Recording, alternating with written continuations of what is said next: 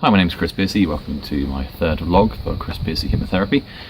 Today's vlog's all about Facebook and social media and about when you use social media, what you post on your status on Facebook, is that actually affecting the issue you have and actually making it worse? So it's an interesting topic, I hope, and here are my questions I'd like you to ask yourself.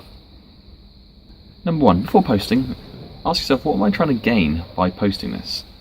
Now, you could be posting something for all sorts of reasons, but let's have a little example of something. So perhaps you're posting, I'm really bored.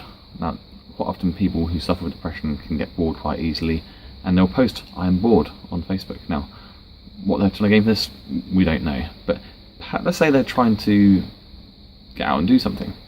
That's what they want. They actually want to see some people. Now, if they say, I'm bored, it doesn't seem particularly inviting, does it? So if they want to see people, how about saying instead, I fancy going out having a coffee? Or rather than putting on Facebook, just contacting friends directly. Or just saying, has anyone got any ideas of something I could do? I've got an hour to kill. Can you recommend any good books? Any good films?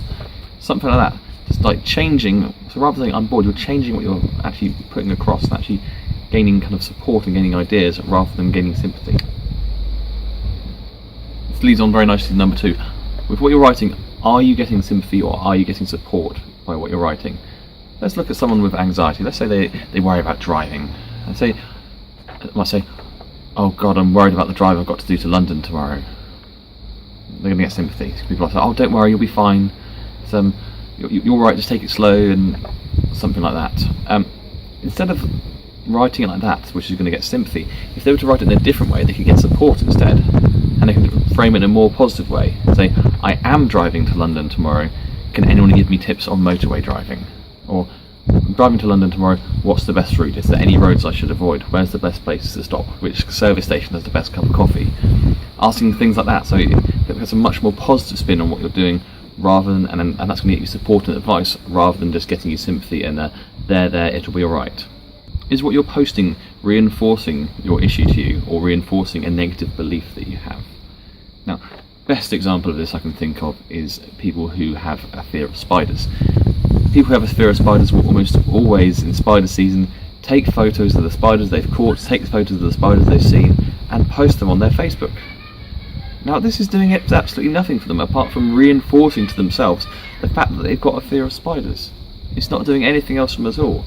And the other thing it's doing is another negative thing, actually. The other negative thing it's doing is actually getting other people who are afraid of spiders saying, oh my God, I'd be terrified too. That's reinforcing that it's absolutely fine to be terrified of a spider that is essentially harmless.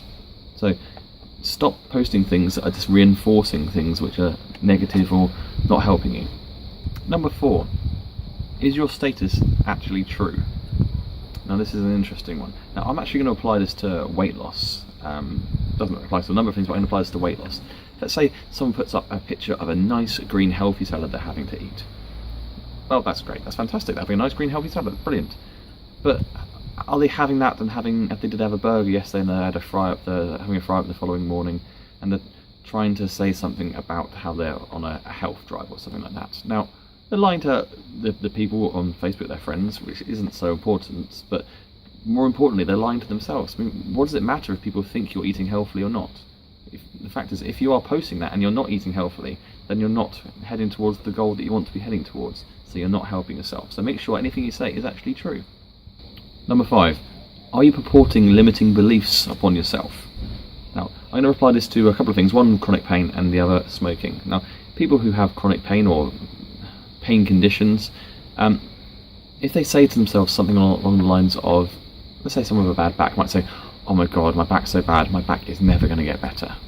Well, unless you've been categorically told by every different type of medical professional it is not going to get better, then there's always going to be a chance. There's always going to be something that can be done, something that can be tried. Now, if you've got the mindset that it's never going to get better, then it isn't going to get better.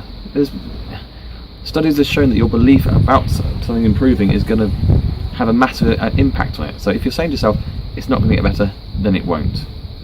Or what you could say instead is, I haven't found out how to cure my bad back yet, or something like that. Sticking that yet on the end, it changes the meaning of the sentence just enough to make it positive. With regards to smoking, as I mentioned, people say, God, this day's been so stressful, can't wait to finish work and have a fag.